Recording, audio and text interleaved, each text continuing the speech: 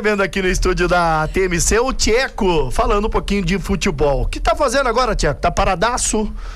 O Juninho, descansar um pouquinho a cabeça, descansando, né? Porque... Você saiu quando do Cascavel? Foi? Foi agosto, né? Acho que foi agosto, por aí, né? Você sabe que a tendência aí dos treinadores aí que ficam muito tempo no mercado aí é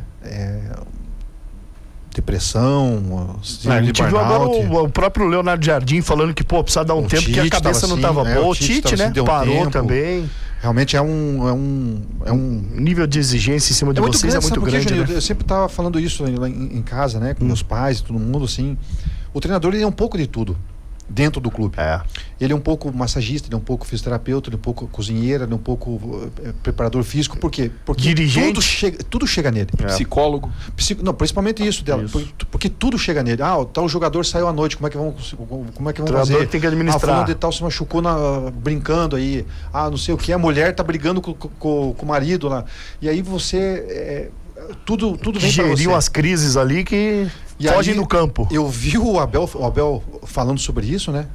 Do Palmeiras. E eu já falei isso com a minha comissão. A gente tem que cuidar de todo mundo, todos vocês. Mas quem que cuida do treinador? Então chega uma hora que a cabeça realmente ali, se você não der um timezinho, o cara fica meio paranoico. Mas já tá pronto para voltar? Não, já, graças a Deus, energia revitalizada. Boa, vamos ver, hein? Torcida tricolor, faça figa aí, vamos ver se o Tchecão acerta aí com o nosso tricolor pro ano que vem, porque eu particularmente, e agora fugindo um pouco aqui, né, da informação, é apenas uma opinião, eu acho que o Tcheco no ano que vem é quem pode dar jeito nesse tricolor aí. Vamos ver o que vai acontecer. O Marcelo do Xaxim, Tcheco, o que falta pra você como treinador deslanchar na carreira? Que pergunta, hein, bicho? Difícil é assim. Como todo treinador, né, efetivar os trabalhos, né, terminar assim com os resultados, né. No Cascavel, apesar de não ter vindo o título, foi um trabalho bem realizado. Os demais a gente conseguiu os objetivos secundários, né, que é o que? Classificar para uma Série D, classificar para uma Copa do Brasil, mas sempre precisa um pouquinho mais. Eu imaginava, por exemplo, no Paraná, depois do título da Série B, ter essa continuidade para sustentar um trabalho mais a longo prazo, que seria o quê? Fazer uma Série A do Paranaense, conseguir uma Série D que seria para o próximo ano, e aí você se sustentar com esses trabalhos mais a médio e longo prazo, né? Mas as coisas não aconteceram. Você tem um pouquinho também não é só de sorte, um pouquinho nesse sentido, o que aconteceu comigo na Chape, né? Você vai lá e fica 10 dias, aí acontece uma situação loucura, totalmente rara no futebol, né? Foram 2 jogos, situações internas que aconteceram, daí você acaba saindo, e isso dentro do mercado não reage bem. Então é um pouquinho complexo a resposta, mas vem tudo isso dentro do balaio. O Wagner de Colombo diz aqui: Tcheco, treinador de primeira, trabalhou com o meu pai, seu Wagner, massagista, massagista, o Tcheco no Paraná. Um grande abraço pro seu Wagner, pra você também. Boa. O Eduardo Lucic, ele complementou aqui: Tcheco, compra o Paraná. Eu fui pra Arábia agora, recebi uma homenagem do clube lá faz um mês. Você não trouxe um petróleo, uma grana? Tentei. Trazer os investidores. Tentei idealizar pra alguns lá, tá em pauta, né? Quem sabe? Ai. Tem mais perguntas aqui. O Leonardo é de Londrina, hein? Ele manda aqui: eu gostaria de ver o Tcheco treinando o Londrina. Já teve essa possibilidade? Tive 2 vezes, cara, no Sérgio Malaceta falar, mas aí que vem, você paga um preço caro às vezes pelas suas escolhas, né? Mas eu não me arrependo. Foi quando eu estava no Cascavel, a gente estava brigando pelo título no estadual, teve o convite, não ia abandonar meu clube na final. Na verdade era semifinal, né? E teve o segundo momento também que o Sérgio acabou me convidando, e nós estávamos numa situação próximo do mata-mata da Série D.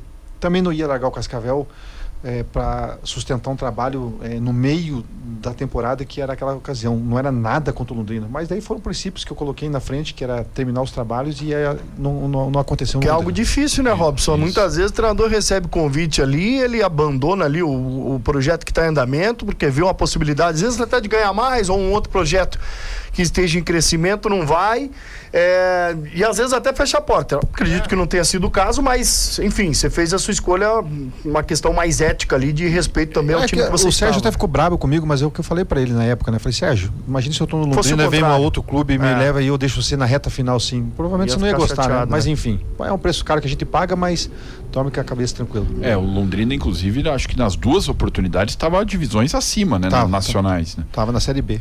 As 2 vezes. Tcheco, é até meio chovendo molhado falar da identificação que você criou como atleta, né? Com o Grêmio e com o Coritiba. No Coritiba você teve a oportunidade de trabalhar depois, teve como treinador aquele momento lá, daqueles 3 jogos surreais lá em 2013, porque você até já falou da situação, o time que em um momento era líder e na reta final teve que dar um sprint, porque senão teria sido rebaixado. E no Grêmio você já teve a oportunidade de trabalhar em comissão técnica, sonha com isso, né? E no próprio Coritiba, sonha em voltar um dia também como treinador? No Paraná, no Curitiba eu tive essa experiência, né, que foi essa de 2013, foi surreal realmente. Aquilo lá é uma coisa que é marcante para mim e para várias. Acho que inclusive para você, né, Dela, a emoção que tomou conta lá em Itu. Foi porque é um clube, é um clube da nossa cidade, do nosso estado, e vocês como imprensa a gente sabe que torce para que as coisas aconteçam, porque é bom para todo mundo. Então aquilo lá foi realmente surreal. No Curitiba eu não sei se eu trabalharia depois que eu vi o Moser passar o que passou, por eu ter sido jogador no clube, por eu já ter trabalhado como auxiliar técnico e... Teve 2018 também. 18 foi interinamente, né? Acho que 4, 5 jogos na Série B até trazerem o Argel, né? na ocasião. Mas assim, no Curitiba eu não sei se eu trabalharia por toda essa complexidade que é o cara daqui, sabe? Mas trabalhar no clube, futuramente, quem sabe, eu desejaria como auxiliar ou na base, enfim, mas isso mais futuramente. No Grêmio eu tive já uma proposta de trabalho que iria sendo no início do trabalho do Guerra, né? Que acabou saindo agora, seu mandato, que era para ser auxiliar da casa. Ele estava fazendo sua equipe de trabalho e ele me convidou, a gente conversou bem certinho, mas eu como treinador que estava programando a minha carreira, não acabei aceitando porque eu não queria voltar a ser auxiliar naquele momento. Mas tive essa possibilidade e uma outra oportunidade também de ser treinador de sub-20, mas não era uma coisa que era convincente para mim naquele momento. Mas lá no Grêmio eu já teria esse desejo de trabalhar, mas para chegar lá, né, Dela, vem com a pergunta do nosso ouvinte ali antes. Você tem que ter trabalhos respaldados, né? Você não vai chegar ali porque você foi um ex-jogador ou porque um grande parte da torcida gosta de ti. Tem que chegar com trabalhos realizados, né? Eu imaginava fazer isso com a Chape. Aí você ia dar um salto maior e ia progredir um pouquinho mais. Então, ali no Grêmio, se as coisas acontecerem, ela vai ser ainda médio a longo prazo, mas é um clube que eu desejo trabalhar. Pro ex-jogador, até pegando esse gancho que o Robson faz a pergunta, para os ex-jogadores, principalmente aquele que é mais identificado com o clube, né? Que é ídolo do clube. Por exemplo, a torcida do Coritiba te considera um ídolo, a torcida do Grêmio te considera um ídolo. Fica um receio, assim, talvez de trabalhar como treinador e perder um pouco dessa idolatria? Ou você não tem isso? Não, eu não tenho isso, não. Não vejo dessa maneira. Eu digo pelo Coritiba ali, o Juninho, só por eu conhecer a aldeia, eu sei como é que funciona ali, né? Uhum. Então, por exemplo, o Moser, eu acho que das melhores decisões que a diretoria teve foi quando o Moser não conseguiu o objetivo no estadual e mantiveram ele. É isso. Uhum. E isso é raro. Isso é muito raro. Ali teria sido muito cômodo trocar, né? Exatamente. Aconteceu isso, que é uma coisa que você vê como é que é uma convicção, com o próprio com o Ney Franco, quando ele caiu em 2009, em 2010 a diretoria sustentou ele, ele foi campeão estadual e criou aquele time e já que subiu, depois exatamente. Fez sucesso 3-4 anos seguidos. Eu digo por mim, por exemplo, se eu vou pro Curitiba, se eu não tenho esse respaldo, pode ser 3 jogos, pode ser 4 jogos, eu acho que eu não teria necessidade de passar por isso, sabe? Aí eu acho que ficaria uma mancha um pouquinho ruim. Mas você assumiu aqueles últimos 3 jogos lá interinamente, lá em 2013, mas eu conhecia bem o grupo, eu estava muito confiante. E o Alex, né? Exatamente, que era o meu jogo era em cima do homem, né? E a respeito disso eu estava muito tranquilo. E se cair com o Curitiba, para mim não tem problema. Eu acho que hoje, se vier um treinador de fora, não vai conseguir entender o que é o clube. Eu já entendia os jogadores dentro dos aspectos de característica. Então eu acho que era o melhor cenário. Eu pedi para ficar naquela ocasião. Falei, gente, se a gente trazer outro treinador, até conhecer os jogadores não vai dar tempo. E a gente não podia perder nenhum jogo. Então, apostem aqui. Vamos fazer o trabalho aqui mesmo. E acabou dando certo. Nessas tuas 2 últimas respostas, Tcheco, você me deixou uma bola quicando, né? Você sabe que eu pode mandar. Pergunto mesmo, né?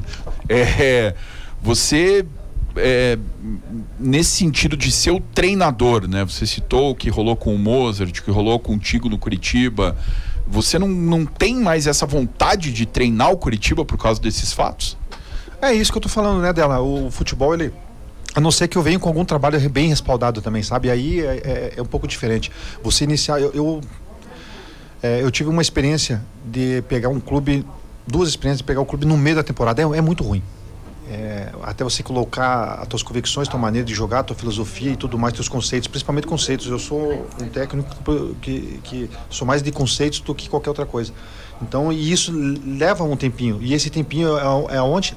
Geralmente na pré-temporada, né? A não ser que seja o ano que vem, por exemplo, que vai ter a parada no meio do ano, que você pode ter esse tempo para executar o seu trabalho, mas pegar clube no meio da temporada é muito ruim. O Roger Machado, por exemplo, não faz isso. E eu consigo entender o porquê, né? Mas assim, não é que eu não treinaria o Curitiba, mas para chegar ali também precisa de trabalhos bem...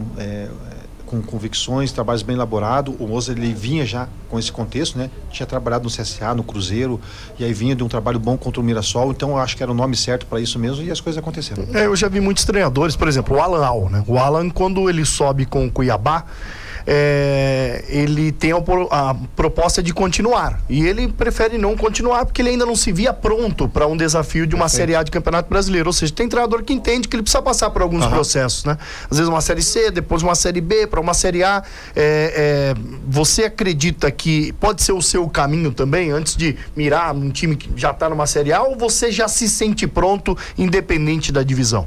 Tentar responder rápido, Juninho. Aconteceu isso em 2013, quando a gente não caiu, o Vils queria que eu fosse treinador na outra temporada. Sim. E eu falei para ele assim, não vou ser treinador, porque eu não tenho trabalhos elaborados para isso. Eu preciso aprender um pouco mais, principalmente o vestiário. E quando eu falo vestiário, é o intervalo do jogo, que é onde que o treinador pode mudar o jogo.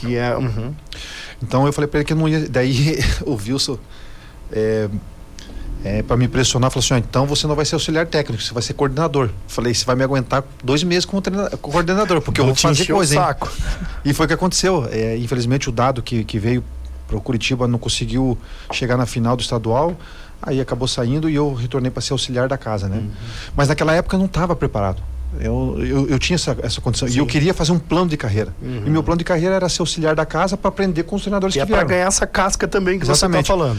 Hoje, por exemplo, você vem um clube da Série B ou um clube da Série A, por tudo que eu já passei na Série D e outras ocasiões, o Juninho, eu tô preparado. Porque eu já tenho entendimento do que eu posso fazer taticamente, principalmente com as características dos jogadores e o intervalo, que para mim é o principal, fora tirando a semana de trabalho, né?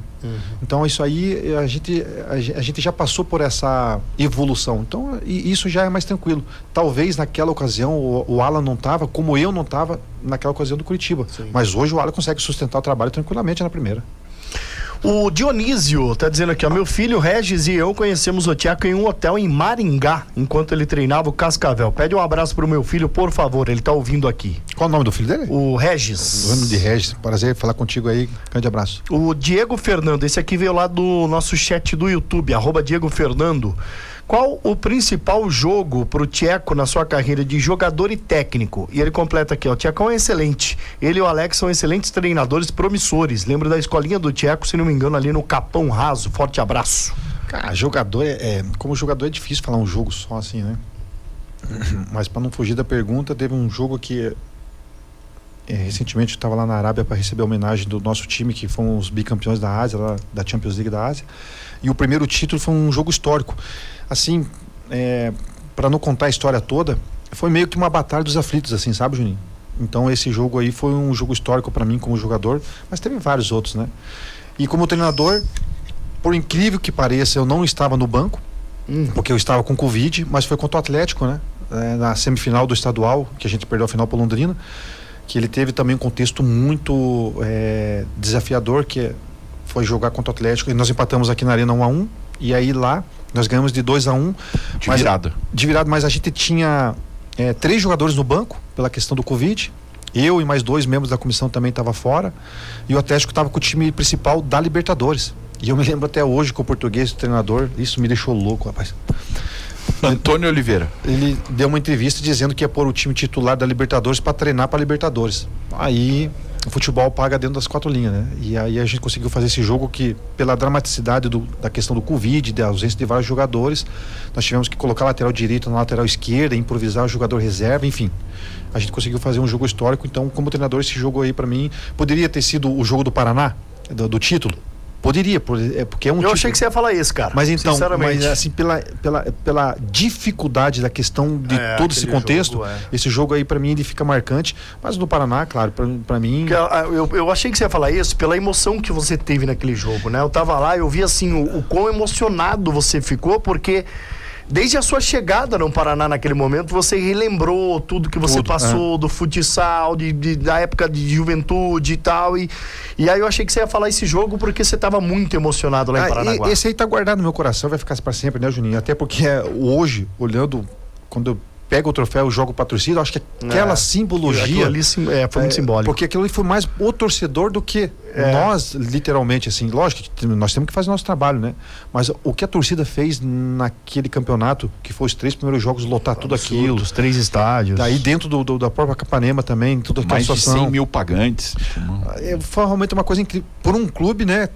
Que tava, acho que uns 3 anos sem ir no estádio, porque teve o Covid e depois tava a punição, enfim, poderia, mas tá guardado no meu coração, Juninho, aquele jogo, com certeza, né, por tudo essa emoção que eu tive e a complexidade que foi a questão do Paraná Clube também. Mas assim, a situação do Cascavel ali, pelo Covid e tudo mais, pegar o Atlético, que é um time da Libertadores, enfim. Foi um jogo marcante. Pra ter uma ideia, quem não lembra dessa semifinal, quem fez o gol do Atlético foi o Nicão. Fez 1-0, o Thiago Heleno jogou. Acho que só assim, era numa data FIFA, só não tava o Santos, que tava na seleção, e o Abner tava na seleção. O resto era o time titular. O time titular do Atlético, e o Antônio Oliveira, né? Ele caiu, até hoje é uma história meio mal contada. Ele disse que pediu demissão, mas ele também já ia ser demitido. Ele caiu depois desse jogo histórico aí pra você e pro Cascavel. Acho que eles foram jogar contra o América. O dele caiu do jogo no América. Já foi o Autuori que comandou o time lá, daí, interinamente. Não vou discutir contigo, né? A memória do Warner. Não, eu tava nos 2 jogos fazendo a cobertura. E daí o Autuori que comandou lá. Exatamente. Não, e aquele time, olha. Você vai falar a senha e vem o homem. Aquele time do Atlético, naquele ano, né? Depois de ter sido eliminado pelo Cascavel do Tcheco no Paranaense, naquele ano ele foi campeão da Sul-Americana e vice da Copa do Brasil na sequência, né? Exatamente. Tô aqui. Fala, Autorizinho, tudo bem? Você viu quem tá aqui? O Thiago Coelho. Trabalhei com o Paulo no Grêmio. Trabalhou no Grêmio, trabalhou com ele, é verdade. Foi capitão dele lá. Foi capitão dele lá. Que ele levava de duro do senhor, hein, Paulo? Ixi, eu dei muito duro em você, né? Isso aí não. Eu dei duro. Como diz os outros lá, ele. Fazer o quê?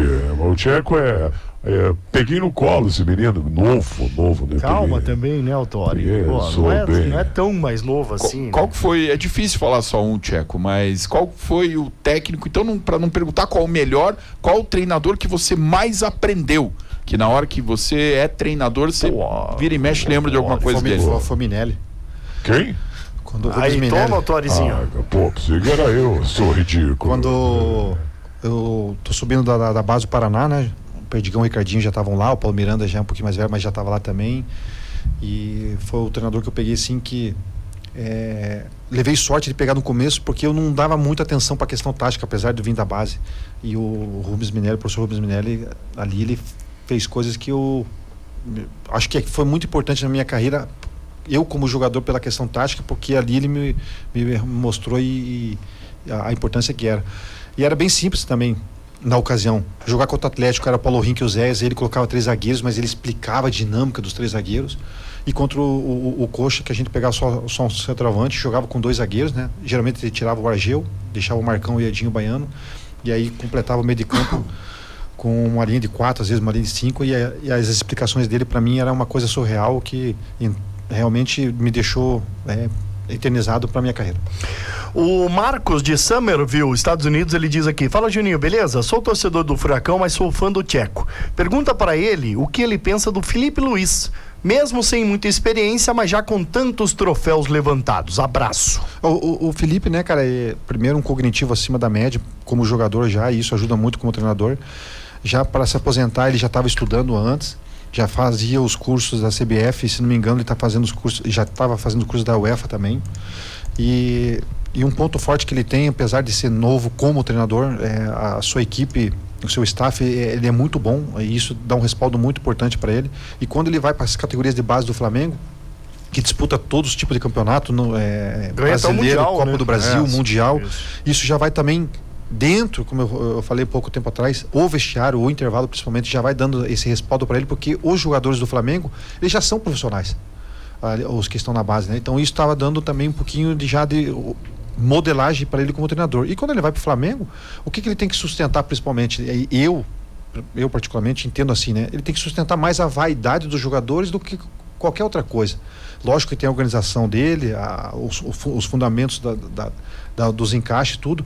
Mas se livrou do Gabigol de um ano para o outro, falando em vaidade. E aí acaba controlando a vaidade, né? E trouxe essa conexão dentro do vestiário, e o Flamengo continuou, né, dentro dessa possibilidade que está tendo. Então acho que é um baita treinador, está sendo já visualizado lá no cenário europeu, e é o caminho dele com certeza. O Rubens Antônio vai mais ou menos na mesma linha aqui. Ele te faz a pergunta para o Tcheco: qual o melhor treinador brasileiro e qual está inovando na opinião dele? Brasileiro, nacionalidade, ou que trabalha do Brasil? Acho que brasileiro, nacionalidade, né? Qual o melhor atualmente? E aquele que você vê assim, que está inovando no futebol, que está trazendo coisas realmente novas. Eu não sei se está trazendo coisas novas, né? Mas a gente não pode abdicar do treinador que foi considerado o melhor do brasileiro, o Guanazes, né? Rafael Guanais, né? O primeiro trabalho dele na primeira divisão, mas já começou, né? Bem, né? E a gente espera que ele dê continuidade, porque o que ele fez aqui no Operário já foi também... na verdade, ele já fez um trabalho bonito no Atlético, na base já. Sim, né? Já foi bem no Atlético. Na base ali, ele já estava fazendo... E ele é esse... Talvez esse cara que a gente estava falando anteriormente, assim, fez um bom trabalho na base, passou bem no Operário e foi pro Mirassol. No Mirassol ele precisou fazer um destaque para chamar a atenção. Juninho, vê como é que são as tomadas de decisões, às vezes, de alguns diretores, né? Ele foi pro Atlético Goianiense e lá ele não conseguiu fazer um trabalho porque precisava de resultado imediato. No estadual foi demitido. E o Atlético Goianiense tem um pouco esse histórico, né? Mas quando se der tempo para ele aqui no Atlético ele fez um belíssimo trabalho, no Operário fez um grande trabalho, e no Mirassol não precisa nem dizer. Então acho que ele é o nome do momento, sim, né? Para quem sabe ser o grande nome futuramente aí. Ele é um cara muito energético, um cara que gosta de trabalhar com muita cobrança, em cima da preparação física. Então é um cara que acho que é o nome do momento. Mas tem outros aí que com certeza vão progredir na frente. Mais alguma pergunta aí pro Thiago, pra gente liberar ele, Robson? Não, eu ia só fazer um complemento em relação ao Guanais, né? Que ele, eu conheci mais da história dele, inclusive na entrevista que ele deu pro Charla lá. Ele tem um histórico diferente, assim, ele não é um ex-atleta de sucesso. E tampouco, né, ele teve a estrutura, né, porque o pai dele tinha uma usina e comprou um time. E aí foi nesse time que ele começou a trabalhar, mas não tô tirando nenhum mérito do cara, claro, né? Claro. Que começou a trabalhar nesse time, daí foi na série B1, B2, que em São Paulo é essa denominação, né? Quarta divisão. Forte, daí ele até teve um time bem no comecinho da carreira dele, que ele foi técnico do Gregory, que depois se destacou no Bahia, no Botafogo, e foi vendido por uma fábula, o jogador assim mais famoso que ele dirigiu nesse comecinho de história dele nessas equipes menores, até ele chegar no Atlético, né, para inicialmente base e aspirantes, depois continuar a trajetória dele, 2 anos no Operário, até chegar no Mirassol, né, mas só queria assim fazer esse ponto, que é uma história até diferente, né? Pelo cara ter tido uma oportunidade, uma estrutura, até por uma questão familiar, mas claro, com muito mérito daí do trabalho dele, né? Acho que eu vou complementar minha pergunta assim pro Tcheco. Não é obrigatório ser ex-jogador para ser um bom treinador. Claro que tem vantagens, mas como é que você vê essa diferença assim, entre o ex-jogador e o cara que não foi jogador para virar o técnico? Não, acho que isso não é uma regra, não. O nosso tetracampeão é o Parreira, que não foi jogador, né? Tetracampeão mundial. Sempre tem essa discussão. Eu acho que é o seguinte, que o ex-jogador, ele tem vantagem, mas ele tem que saber usar. E essa vantagem, o que é? A convivência que ele já teve antes. Vestiário, né? Essa convivência antes dos treinadores que não foram jogador. Mas volto a dizer, você tem que saber utilizar o teu conhecimento, né? Fora isso, eu acho que não tem muita diferença, não. Eu acho que é mais conhecimento, estudo e percepção que você tem dos clubes que você vai trabalhar. Acho que é uma... a tua pergunta, ela é interessante, tá, dela, mas eu acho que são debates, às vezes, em alguns cursos, algumas coisas, assim, que não leva a nada, assim. Mas se tem alguma diferença, se o ex-jogador sabe utilizar isso ou não. Eu acho que tem muitos ex-jogadores que não sabem usar, infelizmente. O que você quer? O que você achou do... É um bom técnico, o Ramon Dias no Inter, que perdeu 9 seguidas? O que você acha? Eu achei excelente a contratação. Não devia nem ter saído, né? Rapaz, não sei como é que ele tá trabalhando aqui, devia estar todo apertadinho no dia do jogo. Tá, rapaz, mas ele passou uns 2 meses dizendo assim, eu acho que lá pela 25ª rodada ele já cravava, não, o Inter vai cair, e o Porto falou, cara, você não é torcedor do Inter, só tá dizendo que o Inter vai cair. Ele falou, não, pode escrever, vai cair.